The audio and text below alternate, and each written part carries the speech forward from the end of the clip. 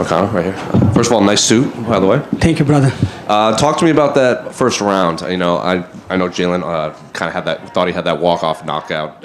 Obviously, didn't end up being the case. But Joke is on him. so, what went through your mind when you saw him just walk away after he dropped you? I think he was scared of my jiu-jitsu, my brother. He know that if he jump on the guard, he would get submitted. Did he catch you? Did he catch you with something, or did he just find an opening, or what exactly went through? What was No, going on? he's good. He's good, and I knew that the range would be a hard aspect of the fight because he's like 6'3". He's unbelievable how tall he is and how good he is. I was watching his fight against Bobby Green and was a clean knockout. So he has a lot of power, very good striker. I'm just better than him, and I proved today.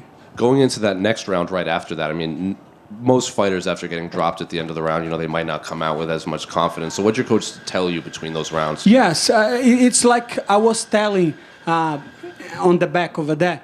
They were asking me about that, and I'm saying, it's just a fight when you have something to overcome. If you don't have something to overcome, it's not a fight. And I did that on the first round. And then, to be completely honest with you, I don't care. I'm not going to give up. I fought Rafael dos Anjos with 3-day notice and 5 rounds. I'm not going to stop. Even if you drop me, I will keep pushing. I will keep trying the takedowns. I will try to kill you because, like I say, I cannot afford to lose. Did you feel there was a sense of like a skill gap in there when you guys were grappling? Because people kind of know him as this elite grappler, but when you got on top of it... Jalin Turner, elite grappler? Jalin Turner, well, I guess maybe it's because he's big. Maybe he's just bigger than his opponents. I don't know. I don't think he has a good jiu-jitsu, to be honest with you. If you saw his fight against Matheus Ganró, Matheus is one of my friends. I train with him a lot. But sometimes he has some hard time trying to control guys because he's very, very, very good at wrestling. His cardio is unbelievable, but he makes some mistakes. And especially because it's a hurricane over there, my brother. And especially because it was a short notice. But from that fight, I took some adjustments, and I knew, like, once I got on the top, I mean, Drew Dober, he stopped me from getting the mount, but because I knew he was working a lot on that. But on that fight, I feel I got the mount, today I feel I got the mount really easy. I was trying to get the submission, but he was not giving the back, and then I got the TKO. And in terms of your career, what do you want next? Because I know you and Paddy had a few words for back and forth, but Bobby Green also called him Paddy out. Let them fight. I don't care. I'm on the top 10. If the money is right, I would fight Paddy because it's an easy fight. I respect him. I think he's a fighter. Just a bad one, like I said the other day. But I definitely would fight him for the right money. Renato, over here. So if it's not Paddy, then what type of opponent would you want next? There's a lot of big names in your division. Especially today, right? UFC 300. I know Charles Oliveira is fighting Tsarukian, and probably the winner going to fight for the belt or be on the top 5 or will be waiting for. But I want to fight the loser of Charles and Tsarukian. What do you think MMA Guru's reaction was to your win tonight? I don't know. I don't know. I will see that. And just last one for me, how do you plan on celebrating tonight after a big victory like this? I just want to go to the hotel room and call my family, and I want to go back home. I want to travel with my family, and I want to fight in Brazil. I want to fight in London. I want to fight everywhere. So I will take 1 week off, and then I will start to calling for a fight. I want to fight. Moicano. Renato, back here. Go ahead. Moicano. Imprensa brasileira aqui, canal Mais MMA, Valmir. Salve, Valmir. Considera ali que o Turner subestimou ali, deixou você... Podia ter apertado ali, né? Mas o Moicano sobreviveu ali e aí veio com tudo pro terceiro. O que você pode falar daquele momento da luta em si ali, né? Eu não posso falar nada disso, entendeu? Quem fala disso aí é ele. Se ele me subestimou ou não, ele pagou o preço depois. Eu nunca subestimo ninguém, eu nunca desacredito em ninguém. Eu vou lá para fazer meu trabalho e eu fiz. Ele me pegou com um bom golpe, mas depois eu voltei e dei o troco. Then Renato over here. Renato, we saw after the fight, just they follow you with the camera. You're just so emotional, so pumped up following that victory. For fans who just want to know, what are you feeling inside a moment like that? UFC 300, you had to face some adversity, and then you went out there and got the finish. UFC 300, brother, you say everything. I'm just happy to be part of that, you know. 10 years ago, I was dreaming about to be here in UFC.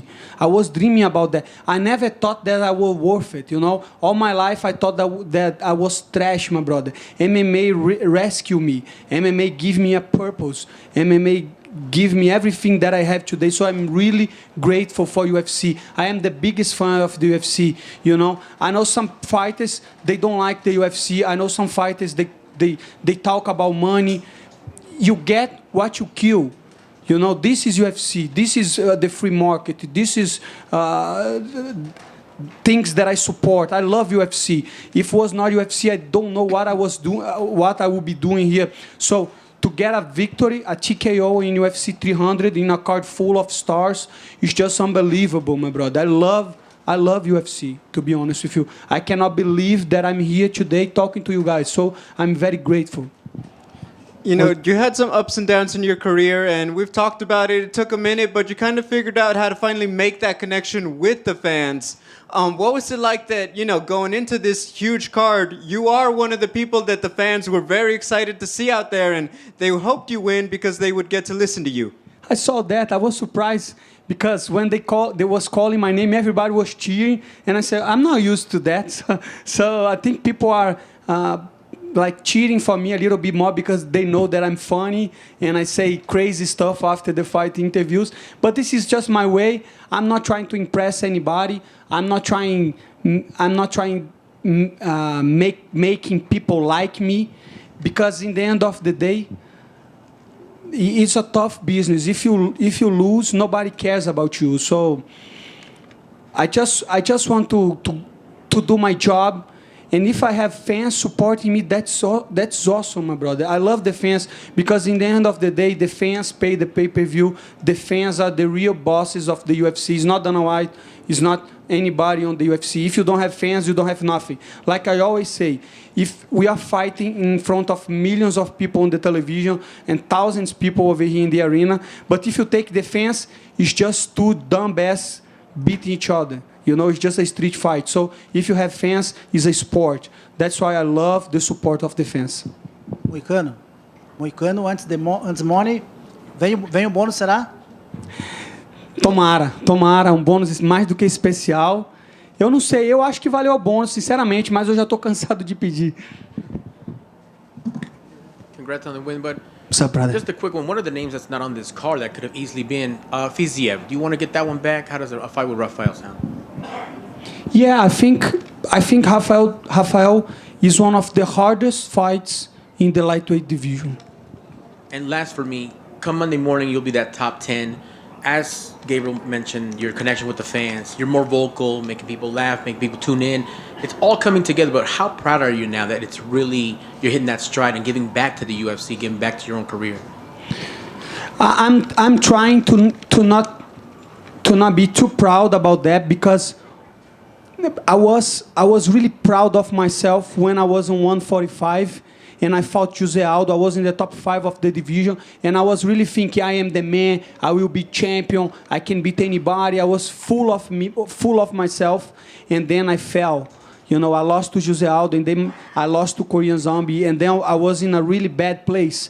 So right now, I just feel I have to do my job. It's just a job. I don't try to be about myself. It's just it's like you guys doing your job, you're making your money. I'm trying to make my money that way because it's easier that way. But sometimes if you are too much full of yourself, that can be bad for you. So I'm trying to hold myself. Moicano, What's up, my brother? is it too crazy of a turnaround for you to turn around and fight in Brazil? No, I want to fight in Brazil. I want to fight in Brazil, and then I want to fight in London, and then I want 3 more fights this year. I have 34 years old. I don't have time to lose. If the opponent is right, if the date is right, I'm ready to fight in Brazil for sure. So let's go, Sean Shelby. I want to fight in Brazil. Congratulations. Thank you so much. Moicano, last, please. na posição que você está inspirando muitos jovens no Brasil, a gente sabe que lá há pouco apoio, principalmente no nosso esporte, e usando agora o microfone num evento tão grandioso como esse, que recado você dá para a molecada que está chegando, que almeja esse sonho de chegar no maior evento do mundo, onde você está? Eu nunca acreditei em mim, para te falar a verdade. Eu tive pessoas que me ajudaram muito. Uma dessas pessoas foi aqui o meu treinador, o Gabriel, está comigo desde 2013, mais de 10 anos. Ele me ajudou a entrar no UFC. Não só ele, como vários outros coaches. Então, se cerque de pessoas que querem o seu bem, se cerque de pessoas que acreditam em você, se cerque de pessoas que sabem o caminho, que você pode chegar a qualquer lugar, qualquer um. Eu não sou especial, eu sou só mais um cara médio, eu só me dedico, eu só trabalho duro, eu só faço por onde. E eu sei que para muita gente é difícil, porque tem muita gente que não tem nada. Mas eu vou te falar, eu conheço o Massaranduba é o maior exemplo, é um cara que veio lá do Piauí, não tinha nada, e conquistou. Eu nem vou contar a história dele aqui, senão até eu choro. Entendeu? Um cara que eu sou um fã. O que eu quero dizer com isso? Qualquer um pode chegar a qualquer lugar, basta você querer. Para uns é mais difícil, para outros é mais fácil, mas se você quiser, você consegue. Agora você tem que ter gente para te ajudar. Thank you so much, everybody.